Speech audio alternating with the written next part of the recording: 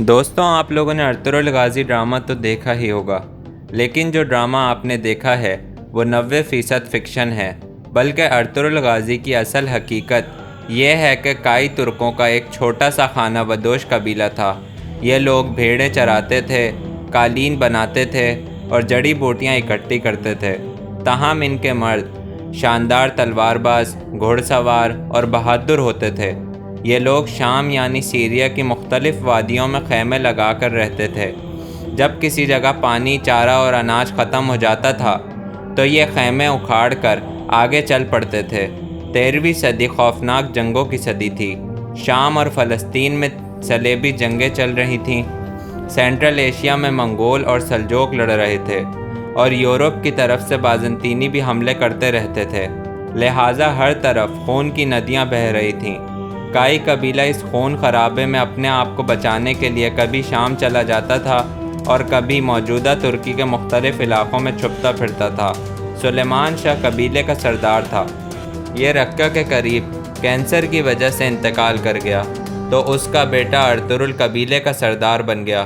Ertugrul ایک بار جنگل میں جا رہا تھا۔ اچانک اس کی ملاقات درویشوں کے ایک گروہ سے ہو گئی۔ درویشوں کے ہیڈ نے اسے اپنے ساتھ کھانے کی دعوت دے دی۔ وہ ان کے ساتھ بیٹھ گیا اور درویش تھوڑی دیر اسے دیکھتے رہے اور پھر اسے کہا کہ تمہیں جتنے ملکوں کے نام یاد ہیں تم انہیں دہرا دو۔ اسے جتنے نام آتے تھے اس نے اسی وقت دہرا دیے۔ درویشوں نے اس کی طرف دیکھا، مسکرائے اور بولے، اے چرواہے، جا، یہ سارے ملک تمہارے ہوئے، لیکن صرف ایک شرط ہے۔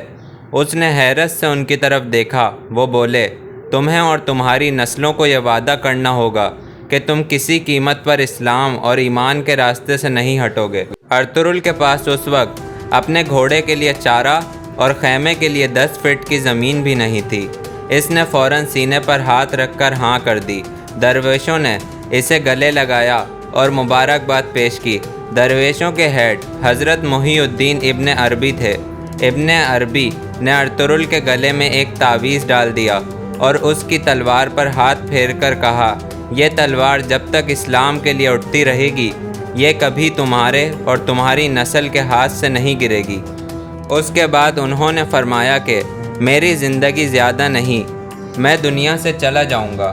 یہ یاد رکھو، میرے بعد میری قبر گم ہو جائے گی، لیکن جس دن سین شین میں داخل ہوگا میری قبر دوبارہ ظاہر ہو جائے گی، اور اس سین کا تعلق تمہاری نسل سے ہوگا۔ اور اس سین کو میری قبر کے ظاہر ہونے کے بعد نبی اکرم صلی اللہ علیہ وآلہ وسلم کی تلوار اور خانہ کعبہ کی چابیاں ملیں گی، اور اس کے بعد دنیا تم لوگوں کے عروج پر حیران رہ جائے گی۔ ارطغرل کو ابن عربی کی یہ بات سمجھ نہیں آئی، لیکن یہ پیشن گوئی 300 سال بعد منوعاً پوری ہو گئی۔ ابن عربی اپنے شاگردوں کے ساتھ حلب روانہ ہو گئے، جبکہ ارطغرل نے اپنا قبیلہ لیا اور یہ لوگ چراگاہ کی تلاش میں انقرہ کی طرف روانہ ہو گئے۔ انقرہ اس دور میں انکورہ کہا جاتا تھا۔ یہ لوگ سفر کرتے کرتے انکورہ کے قریب پہنچے تو پہاڑ کے نیچے خوفناک جنگ چل رہی تھی۔ یہ لوگ پہاڑ پر کھڑے ہو کر جنگ دیکھ رہے تھے۔ جنگ میں ایک فریق بری طرح مار کھا رہا تھا۔ ارطغرل کے دل میں اچانک کمزور فریق کی مدد کرنے کا خیال آیا۔ اس کے پاس 400 گھڑ سوار تھے۔ یہ لوگ اپنے گھڑ سواروں کو ایلپ کہتے تھے۔ اس نے اپنے ایلپس کو اشارہ کیا۔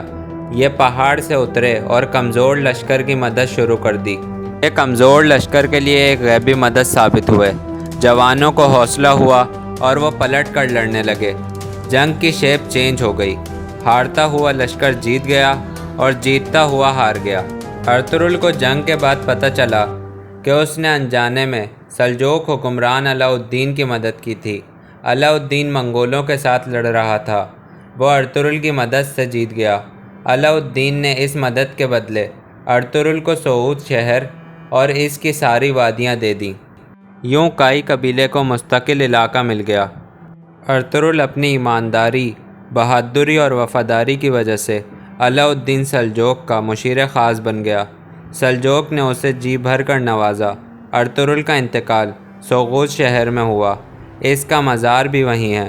ارطغرل کے بعد اس کی تلوار اس کے بیٹے عثمان کو مل گئی۔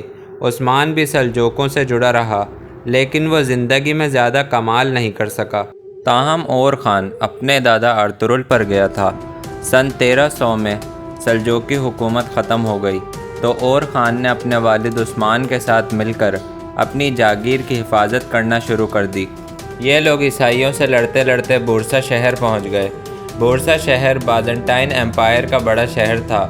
اور خان نے یہ فتح کر لیا۔ عثمان اس وقت بوڑھا اور بیمار تھا۔